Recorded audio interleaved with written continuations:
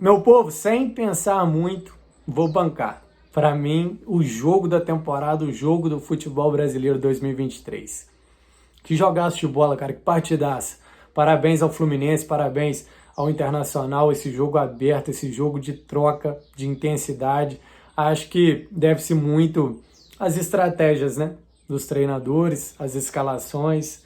E vamos lá, vamos falar um pouquinho de Fluminense Internacional, semifinal de Libertadores. Jogo gigantesco, duelo gigante de duas equipes que jogam muito futebol. Começando pelas escalações, acho que quando o Diniz escala Ganso ao lado do André e o próprio Marcelo na lateral esquerda, um time extremamente ofensivo, uma escalação até ousada, ele quer o controle, ele quer o volume do jogo. Clássico do Fernando Diniz, ele quer fazer o resultado, sabe? Levar uma boa vantagem para o Beira-Rio. Acho que foi isso que ele pensou. Contra o Olímpia, já tinha jogado assim, a diferença é que foi o Diogo Barbosa na lateral esquerda. E o Diogo não é um marcador nato, mas obviamente pela idade, pelas condições físicas, hoje marca melhor que o Marcelo. Então, acho até que ele foi mais ousado ainda com o Marcelo na lateral esquerda. Me surpreendeu porque o Marcelo entrou muito bem contra o Cruzeiro como meio-campo. Eu achei que ele seria mais utilizado o restante da temporada dessa forma. E o Diogo Barbosa tem mantido um bom nível quando ele é titular, sabe? Jogando na lateral esquerda. Então, esperava o Diogo na lateral esquerda, o Diniz extremamente ousado, querendo controle do jogo, mas, de certa forma, ele foi surpreendido pelo Kudê, pela estratégia do Internacional. O Inter jogou muita bola, ora marcando até alto, sabe, incomodando a saída de bola do Fluminense, mas na maioria das vezes a marcação em linha média. Então o Inter foi para o Maracanã para jogar, para dividir esse controle com o Fluminense. E é por isso que tivemos esse jogo de troca, esse jogo aberto. O Kudê escala o Mádio, e aí um amigo colorado meu me lembrou, e ele foi perfeito. O Mádio teve muito esse duelo na Espanha, né? Com o Marcelo, esse lado esquerdo contra o lado direito. Então, bem lembrado, acho que o Kudê obviamente pensou nisso e, claro, o Hugo Mágio tem características mais defensivas em relação ao Bustos. Joga até como zagueiro. Então, acho que o Kudê pensou nesse suporte do lado direito defensivo do Internacional para enfrentar Keno, para enfrentar Marcelo. Ainda assim, teve dificuldades no início. Acho que faltou um pouquinho de suporte ali para o Mádio. Ora, ficava muito sozinho com o Keno, que fez mais uma boa partida. O Keno é muito rápido, velho. Muito liso, sabe? Na arrancada, no 1 contra 1, muito chato. Então, as primeiras construções do Fluminense foram pelo lado direito defensivo do Inter, mesmo com o Hugo Mádio. Keno muito bem. E o Marcelo, quando jogava por dentro, para apoiar o Keno, o próprio Ganso caindo por ali, enfim, um jogo apoiado do Fluminense. Então acho que faltou um pouquinho de suporte ao Hugo Mádio. Mas o Internacional escapando toda hora, velho. Seja quando tinha a posse da bola para construir, com Alan Patrick sendo mágico mais uma vez, ou sendo no jogo vertical, no jogo rápido. E aí, claro, obviamente o Ener Valencia vai ganhar desse lado esquerdo do Flu, que é vulnerável na marcação, com o Felipe Melo, com o Marcelo, que foi mal mais uma vez nessa parte defensiva. Então o Ener Valencia na velocidade, no físico, vai ganhar dos caras. Então esse início de primeiro tempo muito marcado por esse lado perto das câmeras, né? Na câmera oficial, esse lado dos bancos de reservas, melhor dizendo, tanto o Fluminense atacando por ali, quanto o Inter atacando também, com o Ener Valencia e o Flu com o Keno. E, cara, um jogo de muita troca. Acho que as escalações, as estratégias dos treinadores possibilitaram esse jogaço que a gente viu. O gol do Fluminense, com o John Arias roubando a bola do René, e aí eu queria falar do René, talvez o torcedor do Inter não concorde comigo. Eu não acho que o René fez uma partida ruim, velho. Em termos de posicionamento, o René participa dos 2 gols com uma assistência no primeiro gol do Internacional e no segundo gol praticamente ele constrói toda a jogada sozinha pro pro Alan Patrick fazer o gol, sabe? Então, em termos de posicionamento, em termos de ofensividade, até eu não achei o jogo ruim do René, mas ele fica marcado pelos 2 gols, né? É complicado, eu entendo o torcedor do Inter. Nesse primeiro gol, faltou ele atacar a bola, nem que fosse para bloquear o John Arias. Enfim, o John Arias é extremamente rápido e esperto, ganha na velocidade, bola no John Kennedy, e aí ele recebe e é fatal, né? Germancano, que com os 2 gols chega a 11 gols na Libertadores, não é isso? 35 na temporada e 79 no total com a camisa do Fluminense. Mortal, cara. Mortal Germancano. Eu não me canso de elogiar. É bizarro o quanto que ele precisa de pouco, sabe? De pouco para fazer gols. Incrível. Fluminense na frente e logo depois, uma jogada pela esquerda, de novo, com o Keno, o Rocher faz um milagre, uma defesaça. Antes disso, o Ener Valencia chuta uma bola cruzada e o Fábio faz outra defesaça. Por que eu tô falando desses 2 lances? Porque para mim, Fábio e Rocher, mesmo tomando 2 gols, para mim foram jogadores, um dos melhores em campo, sabe? Essas defesas absurdas, 2 goleiraços. E esse primeiro tempo de troca, né? Incrível, gostoso demais de assistir, principalmente para quem não tem paixão envolvida, né? E o gol do Inter pelo René. Jogada na esquerda, cruzamento.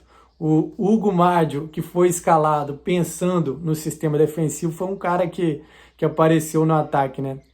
Ele infiltra e faz o gol de cabeça, uma demora do VAR para validar o gol, mas a felicidade do Kudê, né, de escalar o Hugo Mádio. Foi muito feliz nessa opção. E antes, a expulsão que mudou a história do jogo, cara, difícil, velho, falar de arbitragem agora. Eu não julgo o árbitro, sabe? Talvez o torcedor do Flu fique na bronca comigo, mas se eu tô no VAR, eu não chamaria. Eu respeitaria a decisão de campo também. Se ele não tivesse dado o amarelo, não chamaria também para ele rever. Acho que é uma decisão de campo, velho. É a minha opinião. Eu falo isso sempre nos vídeos.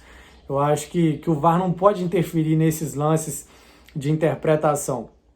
Bom, pelo menos essa é a minha opinião. Eu manteria a decisão de campo e, obviamente, a expulsão mudou a história do jogo. Fim de primeiro tempo, 1-1. O Flu ainda deu o azar de tomar esse gol logo depois da expulsão, né?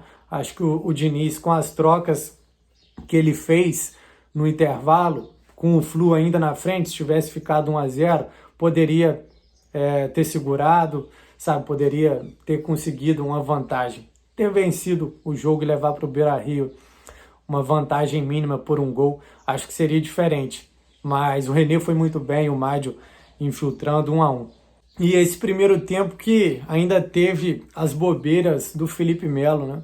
Foi mal na partida, o Felipe fez um jogo abaixo, até em erros técnicos que ele não costuma errar, e obviamente na recomposição defensiva, o Ener Valencia conseguiu circular pelo lado dele ali. E as 2 bobeiras do Felipe Melo cai no pé do Ener Valencia, e achei que ele tomou decisões erradas, sabe? Ficou ansioso para decidir. No primeiro lance, acho que o passe no Alan teria que ser mais à frente e um pouquinho com menos força, para o Alan chegar chapando ela de primeira com o pé direito. E no segundo lance faltou realmente atenção, olhar ao seu redor, ele meio que toca a bola sem ver a chegada do Alan Patrick, e o Ganso que tira a bola, né? Que evita a finalização do Alan Patrick. Mas um Felipe Melo que fez o Fluminense correr riscos, cara. O primeiro tempo, o jogo do Felipe Melo não foi bom. E aí o Fluminense troca, o Alexander entra, e aí eu queria falar da dupla de volantes do Fluminense. Cara, é difícil, muito difícil. Acho até que o Ganso fez um bom jogo, tá? Fez um bom primeiro tempo, saiu mesmo pelo contexto, a expulsão. Mas é difícil abdicar de Alexander e André como dupla. Difícil abdicar, cara. Que 2 jogadoraços. O André, mais um jogo espetacular do André, de controle, de volume, tem uma caixa, tem um físico, cara. com a bola no pé, ele é bizarro e desarma a todo momento. E o Alexander complementa, sabe? O Alexander complementa o André. Os dois ajudam o jogo um do outro. Então, eu acho muito difícil abdicar. Se fosse eu, não abdicaria dessa dupla durante boa parte da temporada do Fluminense. Eu entendo a escolha do Ganso, entendo a ousadia do Diniz, mas é uma dupla difícil de deixar um de fora. E aí o Fluminense melhora nesse sentido de controle, de volume no meio, mas o início do segundo tempo eu diria que talvez seja o maior domínio de um time sobre o outro. O Inter realmente conseguiu o controle, conseguiu ter o volume do jogo em termos de criações, obviamente por ter um jogador a mais, e nesse momento o Inter poderia ter feito até 2 gols de vantagem. Vem o gol do Mercado, impedido, revi o lance aqui, parece que realmente não tocou na mão do André, e depois vem o gol da virada do Inter, e uma jogada do René, que eu citei no início do vídeo, vem construindo por dentro, a bola cai no pé do Wanderson, não é isso? E bola no Alan Patrick, que só faz a gingada para cima do Marcelo e acerta um bonito chute. Mais um gol, mais uma partida decisiva do Alan Patrick. Eu já falei aqui num vídeo específico do Alan Patrick, velho. O Alan é gênio, cara. É gênio com a bola no pé, sabe? De controle. É inteligentíssimo para ocupar os espaços, sabe? Acho que o Alan Patrick é realmente muito diferente de trato com a bola, de refino técnico. Mais uma partidaça. O gol vem dele, 2-1. E aí vem as trocas, que o torcedor do Inter tem falado tanto. Eu não enxerguei uma mudança tática do Kudê. Mas, obviamente, as peças individuais fazem muita diferença.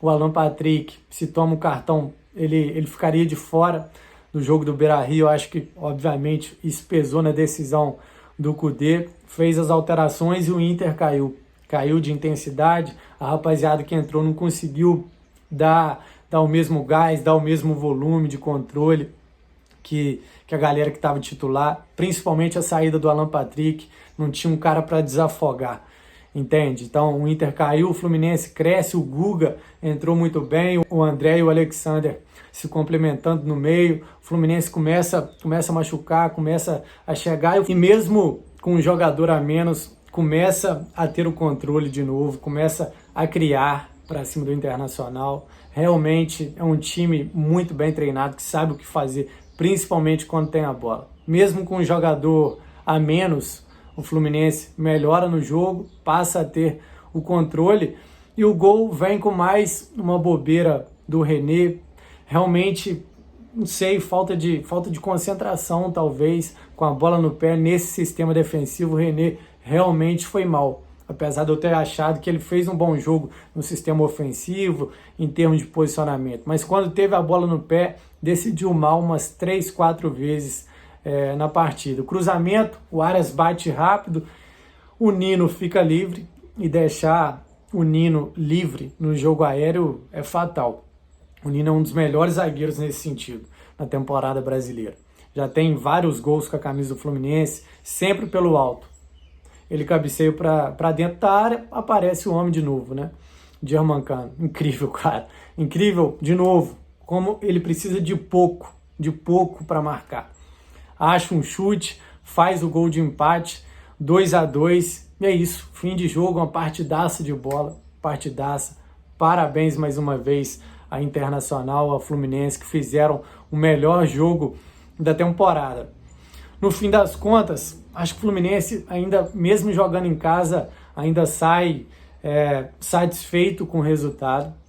Queria levar uma vantagem para o Beira-Rio, mas pelo contexto, por conseguir jogar com a menos, machucar o Inter, mesmo com a menos, sai satisfeito. E o Inter, eu diria, orgulhoso, cara. Orgulhoso da partida que fez, a estratégia do Kudê de dividir essa bola com o Fluminense, de dividir o ataque, de querer ter o controle também. Muito bem feito, muito bem treinado pelo Kudê. No final das contas é isso. Uma partidaça, tudo aberto. Acho que teremos mais um jogaço, talvez mais travado no Beira-Rio. Acho que não vai ser tão aberto como foi no Maracanã. Ansioso para esse jogo da volta, cara. Tudo aberto. E queria ouvir de vocês nos comentários o que acharam do jogo, expectativa para o jogo do Beira-Rio. Acho que é isso, acho que consegui falar de tudo. A arbitragem, acho que não foi tão polêmica como estão dizendo, de ambas as partes, tanto o Fluminense dizendo como o Inter. Achei um jogo justo, um empate justo e tudo aberto para o Beira-Rio. Teremos mais um jogaço de bola. E eu tô chegando por aqui, quem puder dar aquela ajudinha aí se inscrevendo, deixando o like, eu agradeço muito de coração. Muito obrigado mais uma vez para quem chegou no final do vídeo. Beijo no coração de vocês e até a próxima.